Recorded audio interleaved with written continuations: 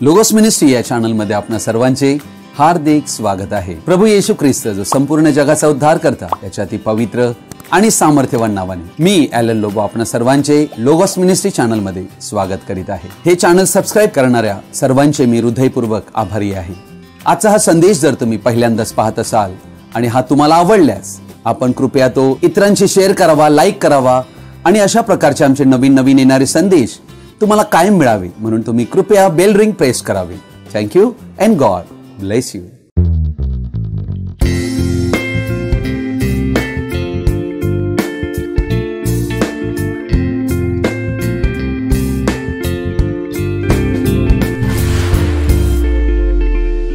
आज आम्ही एका महत्त्वाच्या विषयाकडे आपलं लक्ष लावणार आहोत आणि त्या विषयाला मी शीर्षक देऊ इच्छितो, effect of God's word in our life. देवाच्या वचनाचे आपल्या जीवनावर प्रभाव।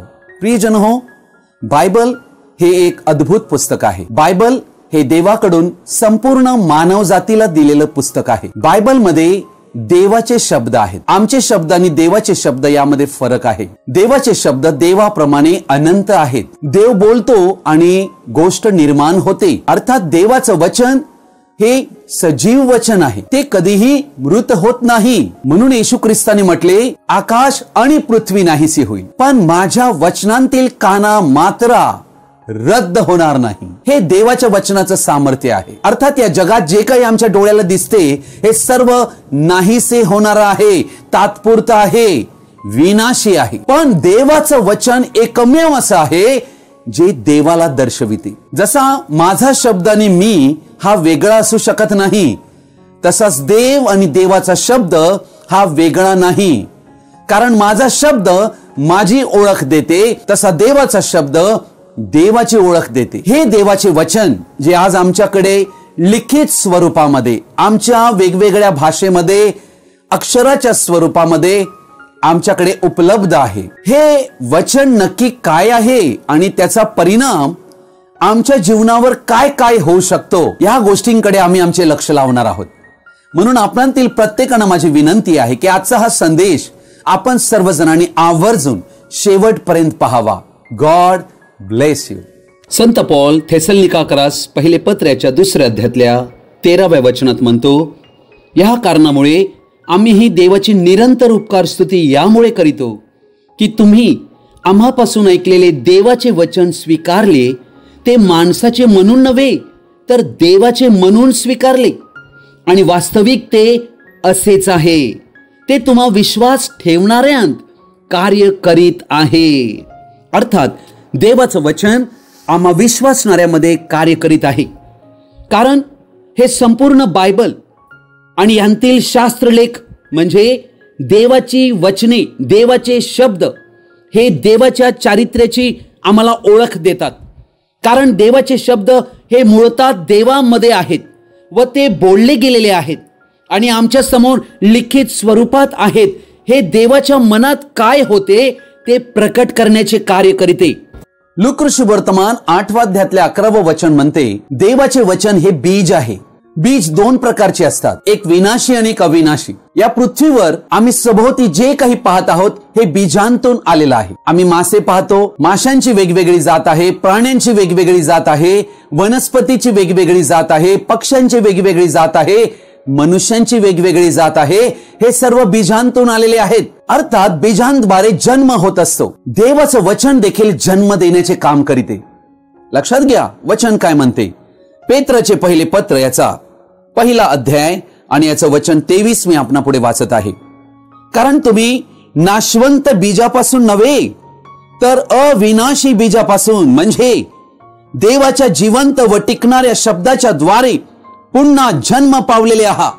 किती अद्भुत गोष्ट आहे। म्हणजे आम्ही नाशवंत बीजापासून नाही तर अविनाशी बीजापासून म्हणजे देवाच्या जिवंत व टिकणाऱ्या शब्दाच्या द्वारे जन्म पावलेले आहो। प्रभू येशू ख्रिस्ताने म्हटले की देवाचे वचन हे आत्मा आणि जीवन आहे। त्या अविनाशी बीजाने आम्हाला जन्म मिळाला व आम्ही नवीन उत्पत्ती बनलो, देवाचे पुत्र कन्या बनलो। देवाचे वचन हे अविनाशी बीज हृदयात जेव्हा आम्ही विश्वासाने घेतो तेव्हा ते आमच्यात जीवन निर्माण करीते, ते अविनाशी जीवन आहे. बीजाचा गुणधर्म ठरविते जीवनाचा गुणधर्म. तो गुणधर्म त्या बीजांतून येतो. अविनाशी हाच त्या बीजाचा गुणधर्म आहे व ते आमच्यात अविनाशी जीवन निर्माण करीते. दैवी जीवन, पवित्र जीवन, अनंत जीवन आमच्यात निर्माण करीते. याकोबाचे पत्र 1 अध्याय आणि याचं 18वं वचन म्हणते, आपण त्याच्या सृष्ट वस्तूंतील जसे काय प्रथम फळ व्हावे म्हणून त्याने स्वतःच्या इच्छेने आपणाला सत्य वचनाने जन्म दिला. देवाचं सत्य वचन जे बीज आहे त्यांतून आम्हाला जन्म मिळतो. या जगात असा सर्वाधिक विश्वास केला जातो की सर्व मनुष्य ही देवाची लेकरे आहेत, परंतु ही संपूर्ण असत्य आहे. जो देवाचं वचन स्वीकारतो, आपल्या हृदयात घेतो, आपल्या जीवनात घेतो, तेव्हा ते वचन त्याच्या जीवनामध्ये त्याला बदलून नवा जन्म देते. हा नवा जन्म जो आहे हा देवापासून जन्मलेले त्या व्यक्तीला बनविते. शरीराने आम्ही आई वडिलांपासून आलेलो आहोत, पण आमचा सोल जो आहे, प्राण, हा देवापासून जन्मतो आणि त्याला म्हणतात नवा जन्म, त्याला म्हणतात नवी सृष्टी. आणि ही गोष्ट देवाच्या शब्दाद्वारे होते. प्रियजन हो, प्रभू येशू ख्रिस्ताने मत्ते शुभवर्तमान याच्या 4थ्या अध्यायात त्याची परीक्षा सैतानाकडून होत असताना एक अद्भुत उत्तर दिलेलं आहे. ते वचन मी वाचत आहे, वचन 4. परंतु त्याने उत्तर दिले की मनुष्य केवळ भाकरीने नव्हे तर परमेश्वराच्या मुखांतून निघणाऱ्या प्रत्येक वचनाने जगेल असा शास्त्रलेख आहे. प्रियजन हो, आम्ही सर्व मनुष्य आहोत आणि सकाळी उठल्यावर आम्हाला भूक लागते. अर्थात आमच्या शरीराला अन्नाची गरज आहे. अन्न जेव्हा आम्ही खातो तेव्हा ते अन्न आमचे पोषण करीत असते, आमच्या शरीराला लागणारी एनर्जी देत असते, आरोग्य देत असते, शक्ती देत असते. आणि ते अन्न जे आहे ते आमच्या वाढीसाठी फार महत्वाचे आहे. अन्नावरच आमचं शरीर अवलंबून असते. तसेच आमच्या जीवासाठी देवाचे वचन हे अन्न आहे. देवाने आम्हाला 3 भागात बनविले, शरीर, आत्मा आणि प्राण. अर्थात आमचा आध्यात्मिक भाग जो आहे, ज्याला प्राण म्हणतात, त्या प्राणाला देवाने देवाचं वचन हे भोजन दिलेलं आहे. आम्ही जेव्हा नवीन जन्म पावतो तेव्हा आमचा जन्म झाल्यानंतर आमच्या वाढीसाठी आम्हाला पोषण हवे असते. पेत्राचे पहिले पत्र 2 अध्याय 2 आणि 3 वचन म्हणते, प्रभू कृपाळू आहे याचा तुम्ही अनुभव घेतला आहे, तर तारणासाठी तुमची आध्यात्मिक वृद्धी व्हावी म्हणून नूतन जन्मलेल्या बाळकासारखे निऱ्या दुधाची इच्छा धरा. अर्थात आमचा नवीन जन्म झाल्यावर आम्हाला ह्या निऱ्या दुधाची गरज असते. ते दूध आमचे पोषण करीते, आम्हाला शक्ती देते, ऊर्जा देते. त्याद्वारे आमची शरीरे बांधली जाऊ शकतात. ज्यांचे कुपोषण होते त्यांचे शरीर दुर्बळ आणि अशक्त असते आणि आजार त्यावर बळावतो. अगदी तसेच आम्ही देवाच्या वचनाच्या खाण्याकडे किंवा निऱ्या दुधाकडे जेव्हा दुर्लक्ष करीतो तेव्हा आध्यात्मिकरित्या आमचा विकास होत नाही. आणि म्हणूनच येशूने म्हटले की मनुष्य केवळ भाकरीने नव्हे तर परमेश्वराच्या मुखांतून निघणाऱ्या. मला आवडतात ती वचने मी घ्यावी आणि जी मला पटत नाही ती मी सोडून द्यावी असे बिलकुल नाही. तर प्रत्येक वचन आम्ही स्वीकारावे, कारण त्यामध्ये चूक नाही. लक्षात घ्या, ते देवाच्या मुखांतून निघालेले वचन आहे आणि ते आमचे अन्न आहे. इस्रायल लोकांना रानांतील प्रवासात मान्ना देवाने दिला, स्वर्गीय दूतांची भाकर दिली होती. येशूने म्हटले त्यांनी ती खाल्ली आणि ते मेले, परंतु आमच्यासाठी स्वर्गातनं उतरलेली जिवंत भाकर येशू ख्रिस्त देण्यात आलेला आहे. म्हणून आम्हाला जे आम्ही प्रौढ बनत आहोत ते आम्हाला जड अन्न अवश्य आहे. हे जड अन्न म्हणजे देवाचा गुप्त मान्ना आहे. स्तोत्र संहिता 119:89 वचन म्हणते, हे परमेश्वरा तुझे वचन स्वर्गात सर्वकाळ स्थिर आहे. अर्थात त्याला वेळेचे बंधन नाही, ते अनंत आहे, हा याचा अर्थ आहे. प्रभू येशूने म्हटले स्वर्गातून उतरलेली भाकर अशी आहे की ती जर कोणी खाल्ली तर तो मरणार नाही. स्वर्गातून उतरलेली जिवंत भाकर मीच आहे. या भाकरींतून जो कोणी खाईल तो सर्व काळ जगेल. जी भाकर मी देईन ती माझा देह असून ती जगाच्या जीवनासाठी आहे. किती अद्भुत अशी ही भाकर आहे, ही आम्ही खाल्ली पाहिजे. अशा प्रकारे देवाचे वचन खाल्ल्याने आम्हामध्ये परिपक्वता येते. अजूनपर्यंत हे चॅनल जर तुम्ही सबस्क्राईब केले नसेल तर कृपया आपल्याला विनंती आहे की तुम्ही हे चॅनल सबस्क्राईब करावे आणि इतरांपर्यंत पोहोचवावे. थँक्यू.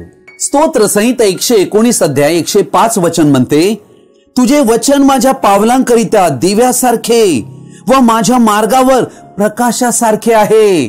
अर्थात देवाचे वचन हे प्रकाश देणारे आहे. प्रियजन हो, जेव्हा आम्ही अंधार वाटेतून चालत असतो तेव्हा प्रकाशाचा उपयोग करीतो, ह्यासाठी की आम्हाला रस्ता दिसावा. हेच कार्य पवित्र शास्त्रलेख म्हणजे देवाचे शब्द जे बायबलमध्ये आहेत ते आमच्यासाठी करीतात. आम्ही या जीवनाच्या मार्गात चालत असताना अंधकाराची वाट ही आमच्या जीवनात येत असते. अशा वाटेत देवाचं वचन आमच्या समोर प्रकाशासारखं चमकण्याचे कार्य करीतो आणि ते वचन आम्हाला मार्ग दाखविते, आमचे डोळे प्रकाशित करीते. जेव्हा आम्ही देवाचे वचन वाचतो, ऐकतो आणि आम्ही त्यावर विश्वास करीतो, आम्ही त्याचा स्वीकार करीतो, तेव्हा आमच्या हृदयामध्ये तो प्रकाश येतो आणि देवाचे वचन आम्हाला सत्याचं प्रकाश देते. प्रियजन हो, सत्यामध्ये प्रकाश आहे, प्रकाशामध्ये जीवन आहे. खरं काय खोटं काय हे तेच आम्हाला दाखविते. योहान 17:17 वचन म्हणते, तू त्यांना सत्यात समर्पित कर, तुझे वचन हेच सत्य आहे. योहान कृष्णवर्तमान 8 अध्याय 31-32 वचनात येशूने म्हटले, ज्या यहुद्यांनी त्याच्यावर विश्वास ठेविला त्यांना येशू म्हणाला, तुम्ही माझ्या वचनात राहिला तर खरोखर माझे शिष्य व्हाल. येशूचे शिष्य आम्हाला बनण्यासाठी त्याच्या वचनात आम्हाला राहणे आहे. 32 वचन म्हणते, तुम्हाला सत्य समजेल व सत्य तुम्हाला बंधमुक्त करील. 36 वचन म्हणते, म्हणून जर पुत्र तुम्हाला बंधमुक्त करील तर तुम्ही खरे खुरे बंधमुक्त व्हाल. देवाच्या वचनात अद्भुत सामर्थ्य आहे. हाच अद्भुत प्रभाव देवाचे वचन आमच्या जीवनावर करते. हरेक खोट्या शिक्षणापासून, लबाडीपासून आमचा बचाव करीते. जर आमच्याकडे प्रकाश नसेल तर आम्ही पूर्णतः अंधारात राहू शकतो. आमच्या तारणाविषयी बायबल खेरीज आम्ही काहीही जाणू शकत नाही. खरं काय आहे व खोटं काय आहे हे प्रकाशाशिवाय आम्ही समजू शकत नाही. 130 वचन म्हणते, तुझ्या वचनाच्या उलगड्याने प्रकाश प्राप्त होतो, त्याने भोळ्यांना ज्ञान प्राप्त होते. अर्थात देवाचं वचन प्रकाश देण्याचे काम करते आणि प्रकाश जेव्हा येतो तेव्हा अंधकार पळून जातो. अर्थात आमच्या जीवनातला अंधकार जर आम्हाला दूर करायचा असेल तर देवाच्या वचनाचे सातत्याने वाचन करणे ही गोष्ट आमच्यासाठी फार फार महत्वाची आहे. कारण या वचनामध्ये जीवन आहे. हे सजीव वचन आहे. हे अक्षर जरी आहे तर या अक्षरामागे देवाचा आत्मा आहे आणि तो आमचं जीवन बदलतो. मत्तकृष्ण वर्तमान 13 अध्याय याचं 44 ते 46 वचन मी वाचत आहे. स्वर्गाचे राज्य शेतात लपविलेल्या ठेवीसारखे आहे. ती कोणा एका मनुष्याला सापडली आणि त्याने ती लपवून ठेविली. मग आनंदाच्या भरात तो जातो, आपले सर्वस्व विकतो व ते शेत विकत घेतो. कारण त्यामध्ये, त्या शेतामध्ये लपविलेली ठेव आहे, अनमोल संपत्ती आहे. 45-46 वचन म्हणते, आणखी स्वर्गाचे राज्य चांगल्या मोत्यांचा शोध करणाऱ्या कोणा एका व्यापारासारखे आहे. त्याला एक अति मौल्यवान मोती आढळले.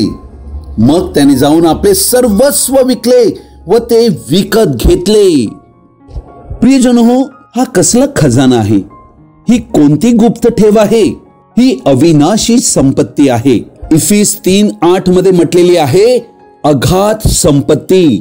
1 तिमित 6:20 मध्ये म्हटलेली आहे चांगली ठेव सांभाळ. ही ठेव जी आहे ही अनंत जीवनाला दर्शविते, न कोमजणारे वतन याला दर्शविते, देवाच्या जिवंत सर्वदा टिकणाऱ्या वचनाला दर्शविते. प्रियजन हो, ज्याला ख्रिस्त सापडला त्याला जीवन सापडले, अनंत जीवन. हीच ती ठेव आहे, हेच ते मोती आहेत.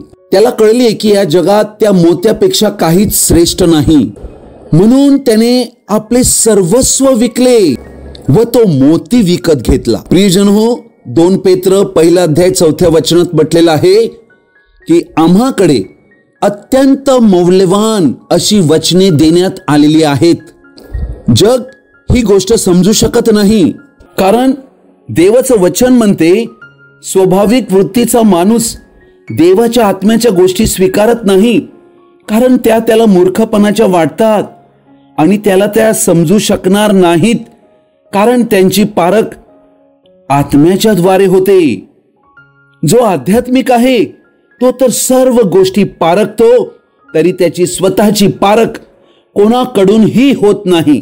हे मोती, ही ठेव जगापासून गुप्त ठेवण्यात आलेली आहे. प्रियजन हो, देवाचे वचन ही एक गुप्त ठेव आहे. आध्यात्मिक सत्याचा खजाना आहे. जगातील लोकांपासून ही ठेव, हा सत्याचा खजाना लपविण्यात आलेला आहे. ते ऐकूही शकत नाहीत आणि त्या गोष्टी पाहूही शकत नाहीत आध्यात्मिक आंधळेपणामुळे.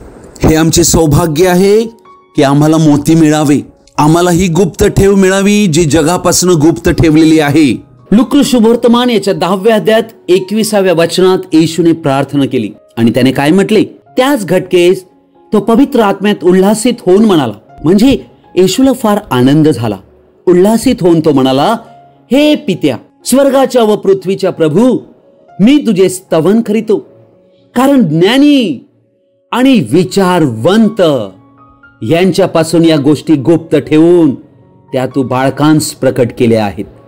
या जगात खूप ज्ञानी लोक आहेत, खूप विचारवंत आहेत.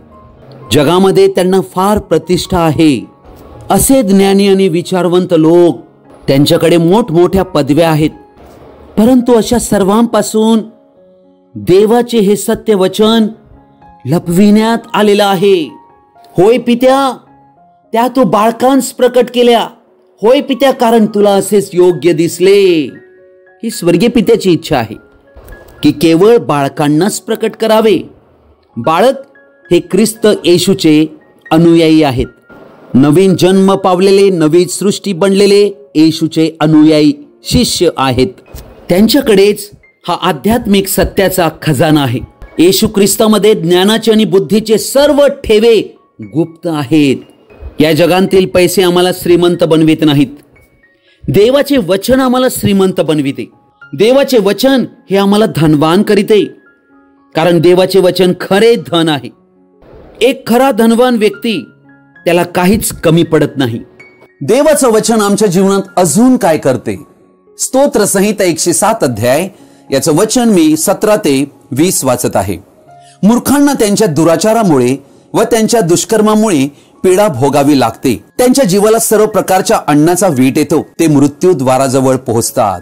पहा, मनुष्य कशा प्रकारे मृत्यूच्या द्वाराजवळ पोहोचतो. मनुष्याच्या दुष्कर्मामुळे आणि दुराचारामुळे मनुष्याच्या जीवनामध्ये अशा प्रकारे गोष्ट घडते. ते संकट समय परमेश्वराचा धावा करीतात आणि तो त्यांस क्लेशांतून मुक्त करीतो. तो आपले वचन पाठवून त्यांस बरे करीतो, नाशापासून त्यांचा बचाव करीतो. प्रियजन हो, देव आपले वचन पाठवून त्यांस बरे करीतो. किती अद्भुत सामर्थ्य देवाच्या वचनात, शब्दामध्ये आहे, जो आरोग्य देण्याचे काम करीतो. प्रियजन हो, देवाचे वचन आम्हाला शारीरिकरित्या, मानसिकरित्या, आध्यात्मिकरित्या, भावनिकरित्या आरोग्य देते. आमच्या शरीराला झालेल्या जखमेला आम्ही कदाचित डॉक्टरकडे जाऊन मलमपट्टी करू, परंतु आमच्या मनाला झालेल्या जखमांना कोण पट्टी करू शकेल? डॉक्टर काहीच त्यासाठी करू शकत नाही. अर्थात आम्ही देवाला हाक मारायला हवी प्रार्थनेच्या द्वारे. देवाचं वचन फार अद्भुत आहे. देव म्हणतो, मी आपले वचन पाठवितो आणि त्यांना बरे करीतो. अर्थात देव तारतो, देव बरे करीतो, देव मुक्त करीतो. हे देवाच्या दयेची 3 कृत्य आहेत. तो आम्हाला पापांतून तारतो, तो आम्हाला आजारांतून आरोग्य देतो आणि दुरात्म्यांच्या जोखडांतून मुक्त करीतो. अनेक लोक आज दुष्ट दुरात्म्याने पिडलेले आहेत. त्यांना स्वस्थता नाही आहे, परंतु हे देवाचे वचन त्यांना मोकळे करीते. डॉक्टर स्वतः म्हणतात, मी तुम्हाला फक्त ट्रीट करू शकतो, बरे तर देवच करतो. कोणताही व्यक्ती बरे करू शकत नाही. देवाचे वचन आम्हाला स्वीकारणे गरजेचे आहे, कारण तो आपले वचन पाठवितो आणि त्यांचे सर्व रोग बरे करीतो.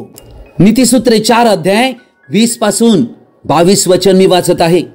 माझ्या मुला, माझ्या वचनांकडे लक्ष लाव, माझ्या सांगण्याकडे कान दे. ती तुझ्या डोळ्यापुढून जाऊ देऊ नको, ती आपल्या अंतःकरणात ठेव, कारण ती ज्यांस लाभतात त्यांस ती जीवन देतात आणि त्यांच्या सबंध देहाला आरोग्य देतात.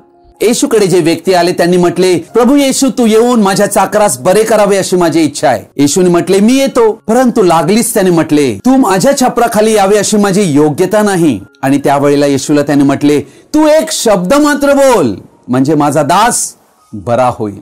येशूच्या शब्दात अद्भुत सामर्थ्य आहे. देवाच्या शब्दात अद्भुत सामर्थ्य आहे.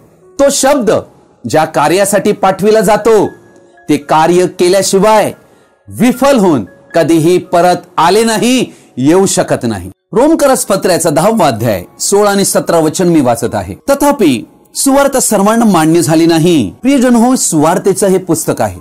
यामध्ये सुवार्ता आहे. रोज सकाळी आम्ही न्यूजपेपर वाचतो, परंतु न्यूजपेपर मध्ये एक पण चांगली बातमी नसते. सगळ्या घाणेरड्या बातम्या असतात. परंतु सुवार्ता याचं हे पुस्तक आहे. यामध्ये आमच्यासाठी चांगलं काय ते सगळं लिहिलेलं आहे. ही सुवार्ता ही सर्वांना मान्य झाली नाही, सगळ्यांना पटली नाही, सगळ्यांना आवडली नाही. यशाया म्हणतो, हे प्रभू, आम्ही ऐकलेल्या वार्तेवर कोणी विश्वास ठेवला आहे? सगळेजण विश्वास करीत नाहीत.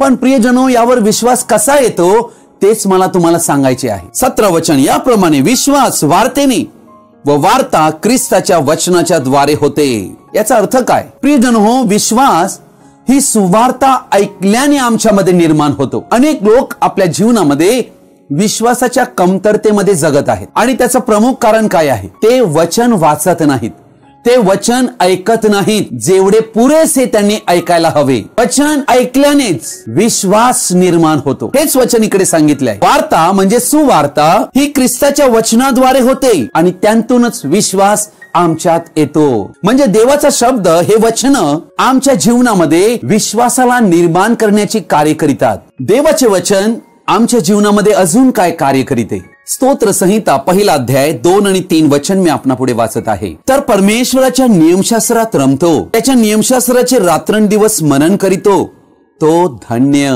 जे झाड पाण्याच्या प्रवाहाजवळ लावलेले असते, जे आपले हंगामी फळ देते, ज्याची पाने कोमजत नाहीत, अशा झाडासारखा तो आहे. आणि जे काही तो हाती घेतो ते सिद्धीत जाते.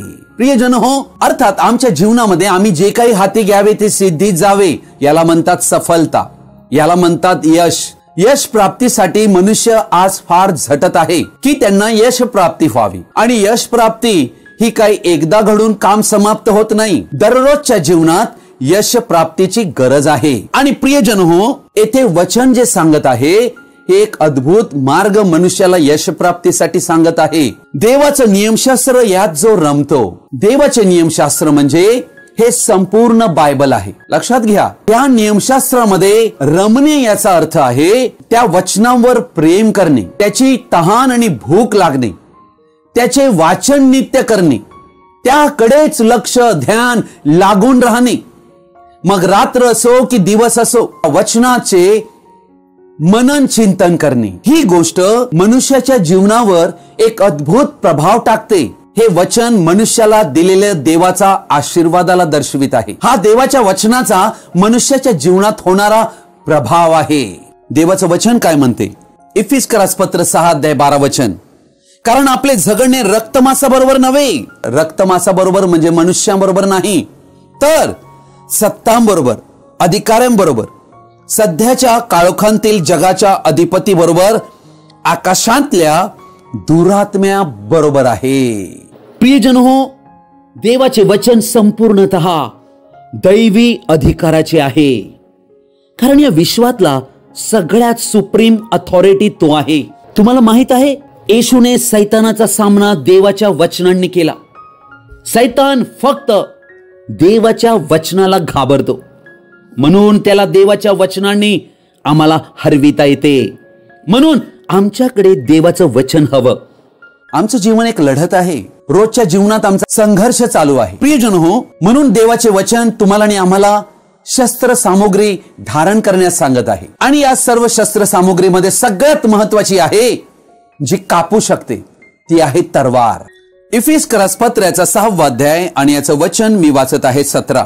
तारणाचे शिरस्त्राण व आत्म्याची तरवार म्हणजे देवाचे वचन ही घ्या.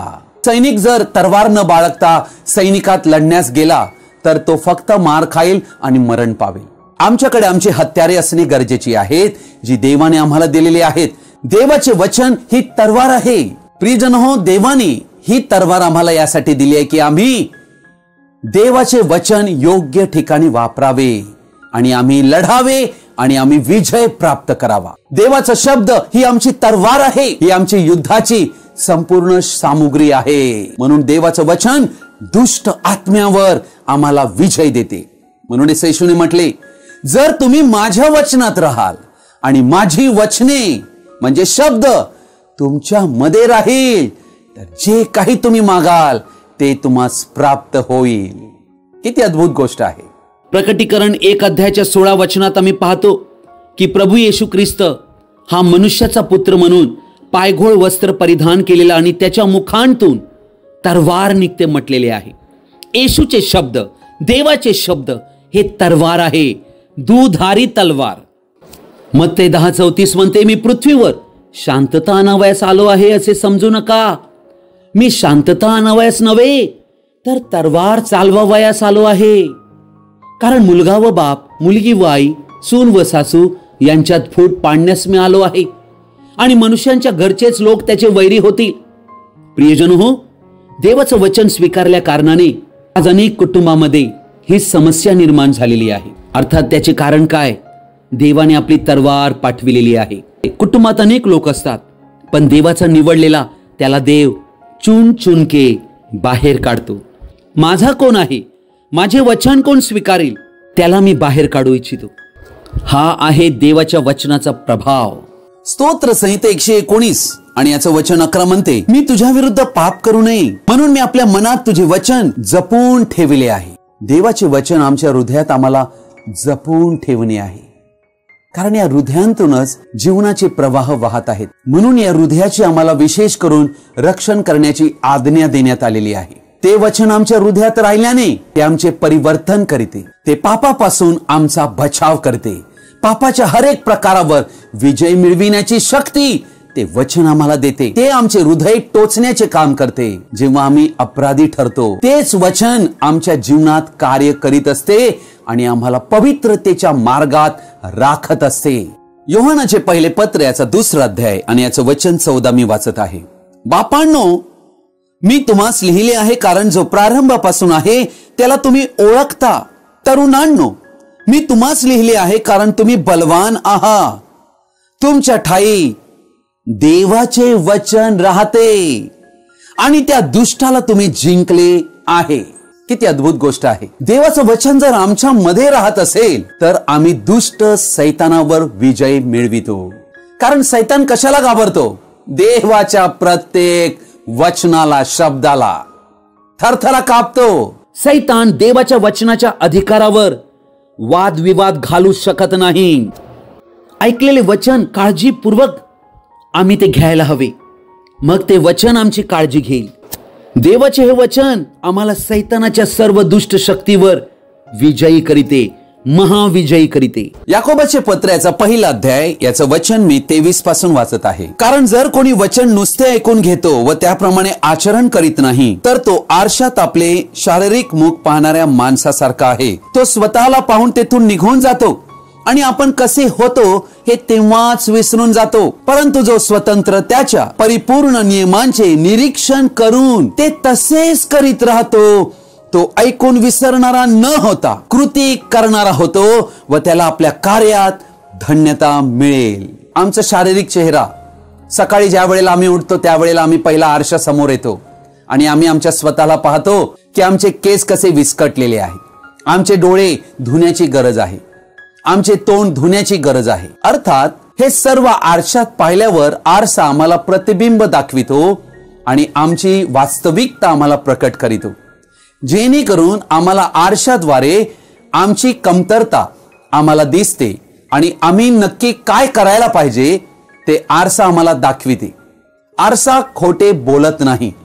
जे आहे तेच दाखविते. जसे आमचे शारीरिक मुख आम्ही पाहताना आरसा आम्हाला दाखविते, त्याच प्रकारे देवाचे वचन हे आमच्या आध्यात्मिक जीवनाचा आरसा आहे.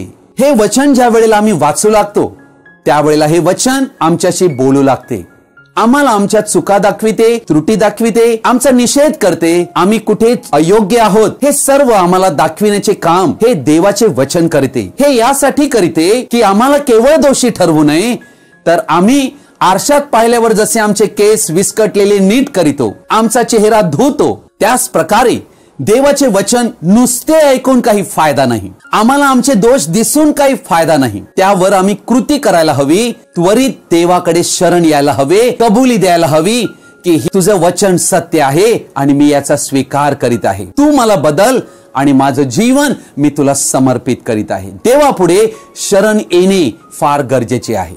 आम्ही स्वतःला देवाच्या वचनाप्रमाणे पारखणे गरजेचे आहे. नुसते बायबल वाचून काही फायदा नाही. बायबल वाचत असताना मला मनन चिंतन करणे गरजेचे आहे.